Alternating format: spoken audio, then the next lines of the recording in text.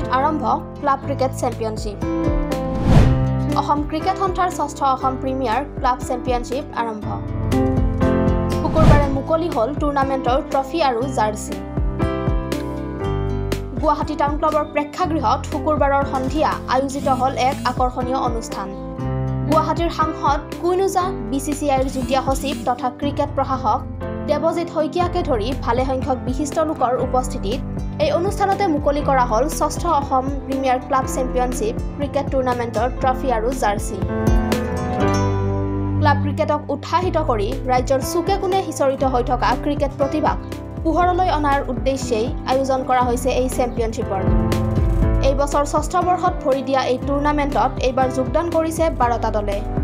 মূলতঃ ৰাজ্যৰ বিভিন্ন প্ৰান্তৰ ক্ৰিকেট ক্লাবসমূহক লৈ আয়োজন কৰা এই টুৰ্ণামেণ্টখনত এইবাৰ বিভিন্ন পৰ্যায়ত 33খন মেচ খেলোৱা যাব। এই টুৰ্ণামেণ্টৰ জৰিয়তে অসমৰ ক্ৰিকেট প্ৰতিভাক ৰাষ্ট্ৰীয় আন্তঃৰাষ্ট্ৰীয় পৰ্যায়লৈ নিয়াৰ ভেটি গঢ়া হ'ব বুলি আশা প্ৰকাশ কৰিছে সাংসদ কুইন ওজাৰ লগতে BCCIৰ যুটীয়া সচিব দেৱজিৎ শইকীয়াই। কাইলৈ পৰা জজ ফিল্ডত প্ৰায় 17 দিনৰ কাৰণে ফাইনেল ৰাউণ্ডৰ খেলবোৰ অনুষ্ঠিত হ'ব।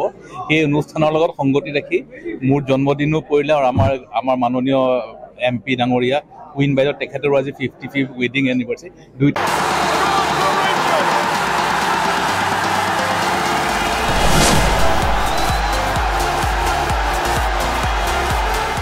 অসম ক্ৰিকেট সহায় কৰি আছে, তাৰে আমি এটা ষ্টেপ আগবঢ়াই লৈ গৈছোঁ।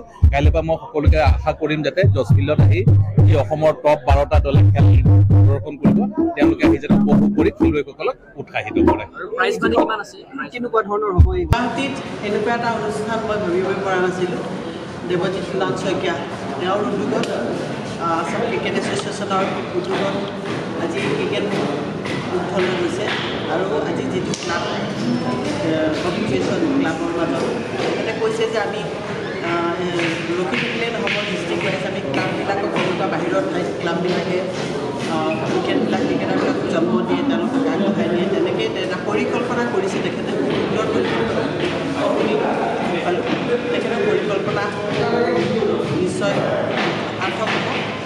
অসমত ক্ৰিকেটৰ এটা নতুন ধাৰা এটা আৰম্ভ হ'ব। ইয়াৰ দ্বাৰা আমাৰ বিভিন্ন অকল ৰিয়ান পৰাগেই নহয়, ৰিয়ান পৰাগ জন্ম পাব। তেখেতক মই শুভকামনা দিছোঁ, অনুৰোধ কৰিছোঁ যে আমি সকলোৱে লগ লাগি কামবিলাক কৰিব লাগে। যদি প্ৰয়োজন আমি সকলোৱে সহায় কৰিব লাগে। শনিবাৰৰ পৰা জজ খেলপথাৰত লীগ পৰ্যায়ৰ মেচসমূহ আৰম্ভ হৈছে। Bureau' report, Olympia sports.